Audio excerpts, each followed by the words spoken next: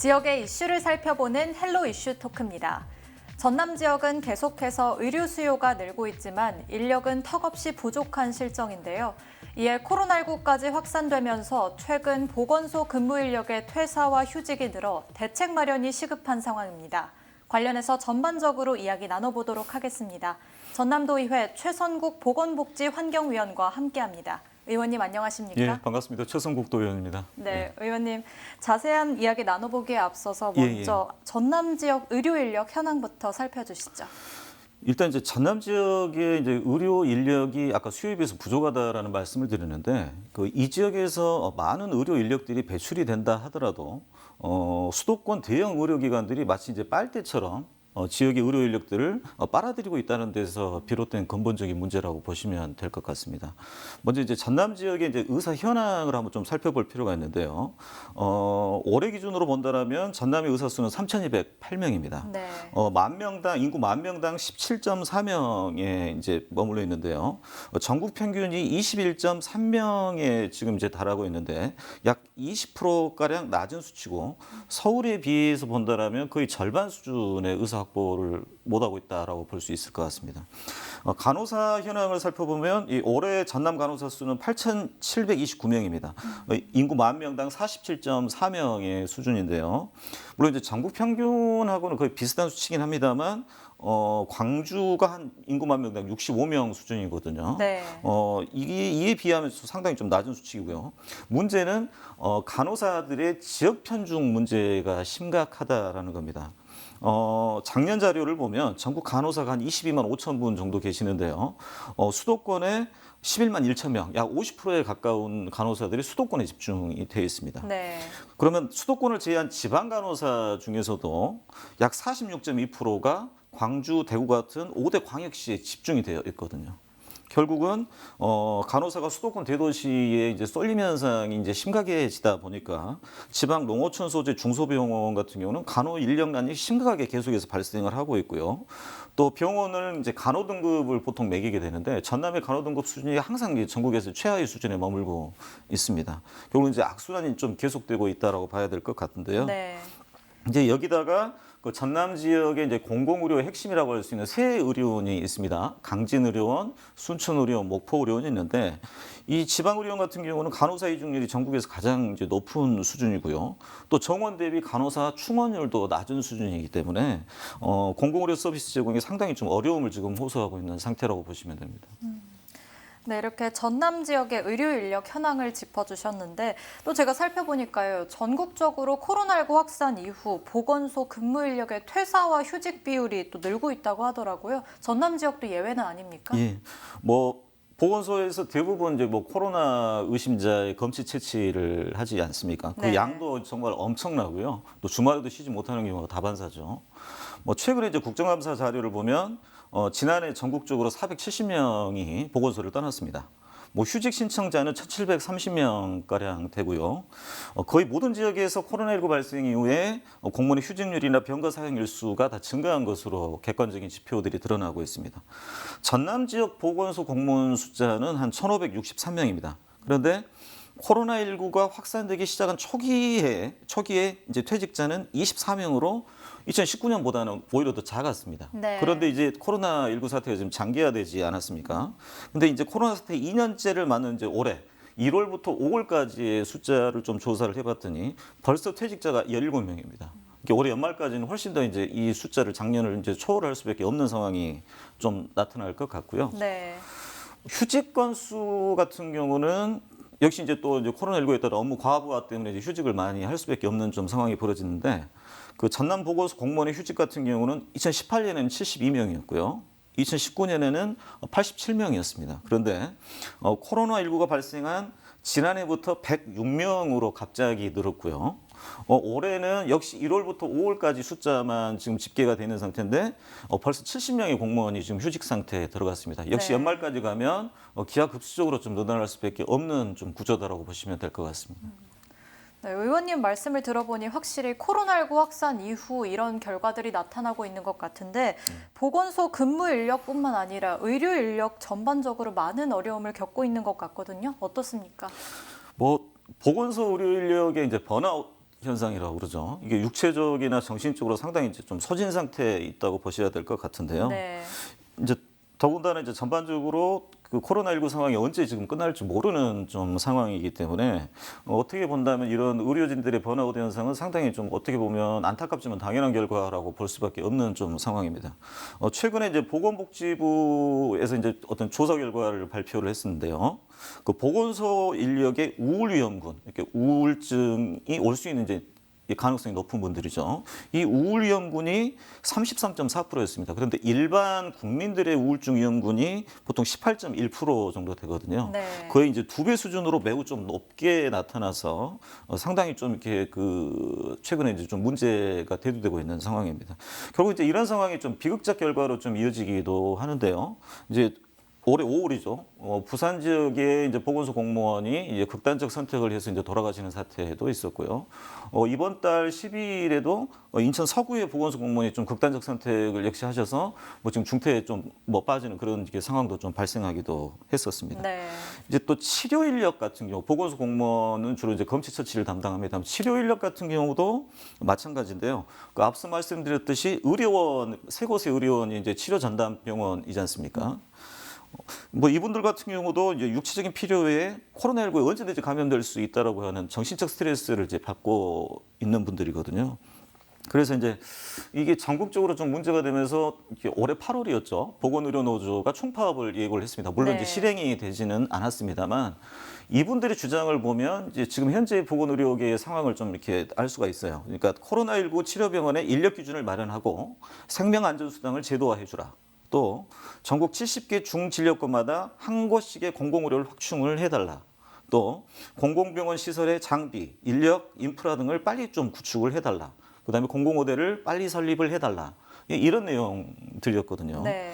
결국 이제 최근에 이제 정부에서도 이제 좀 이 문제에 과부하 관련 이제 의료 인력 문제의 심각성을 좀 인지를 하고 뭐 심리 치료나 힐링 프로그램을 이제 동원을 하고는 있습니다만 결국은 앞서 이제 보건의료노조가 주장했듯이 인프라의 장기적인 인프라의 개선이 없이는 이 문제는 계속해서 발생할 수밖에 없는 문제라고 보시면 될 것 같습니다.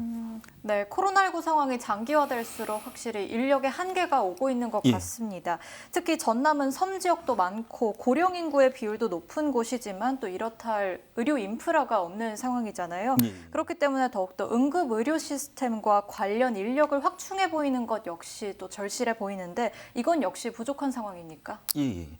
특히 이제 전국적인 상황 보더라도 수도권과 비수도권 상황은 상당히 좀 다릅니다. 비수도권의 응급의료 인력의 부족 문제가 좀 심각한데요. 응급 환자를 책임지는 이제 권역응급의료센터가 있습니다. 네. 전국에 한 70곳 정도가 되는데요. 이 권역응급의료센터는 이제 전문의 체제로 가동이 돼야 되거든요. 근데 그 2020년 이제 수도권이 아닌 비수도권 권역응급의료센터의 24곳 중에서 13곳이 보통 이제 5명 이상의 최소 전문의가 이렇게 갖춰져 있어야 되거든요. 근데 13곳이 이 전문의조차도 지금 갖추고 있지 못한 상황입니다. 네. 이 13곳 중에서 채우지 못한 전문의 수가 총 30개 진료과 52명 정도에 달하고요. 게다가 이제 우리 전남처럼 의과대학병원이 이제 없는 지역의 5개 센터는 총 37명의 전문의가 지금 현재 부족한 것으로 나타나고 있습니다. 결과적으로 응급 의료 시스템만 본다면 전남 자체가 응급 상황이라고 볼 수 있겠습니다. 네. 그 전국에 이제 응급의학 전문의가 한 2,000분 정도 계세요. 그런데 전남은 이 중에 30명이 있습니다.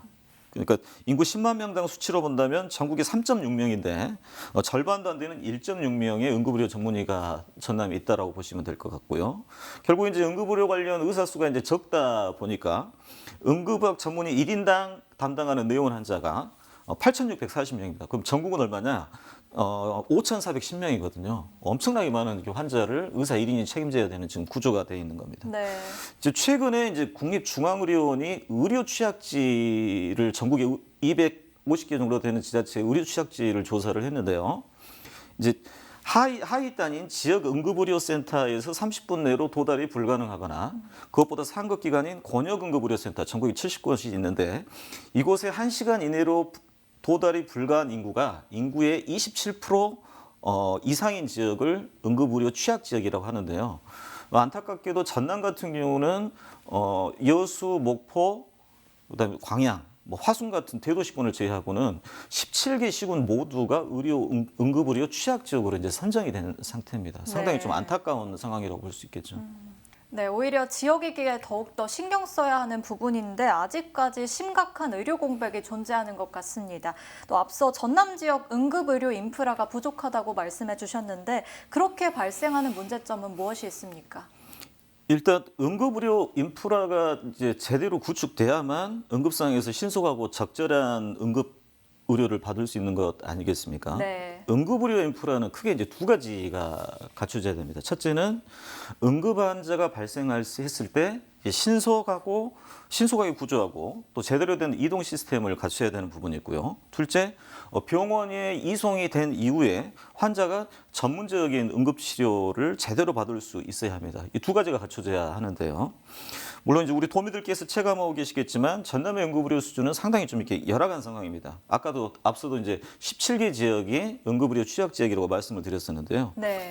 일단 첫 번째 응급환자의 이송만 보더라도 전남 이제 섬과 상관이 이제 많은 곳입니다. 특히 이제 섬 지역 같은 경우는 응급환자 이송은 닥터헬기에 의존할 수밖에 없는데요. 근데 아직도 그 섬 지역에 이 닥터헬기가 뜨거워질 수 있는 이착륙장이 아직도 이제 많이 부족한 현실입니다. 네. 지금 현재 예산 흐름으로 본다면 8년 정도가 지나야만 이착륙장이 다 갖춰질 수 있거든요. 그러니까 쉽게 얘기하면 섬주민들로서는 당장 병원 이송부터 고민을 해야 될 처지가 생기는 겁니다. 자, 이제 병원에 이제 이송되더라도 두 번째, 더 큰 문제는 제대로 된 의료 인력이 없다라는 겁니다. 뭐 군 지역 같은 경우는 아예 이제 응급실이 없는 곳도 있고요. 또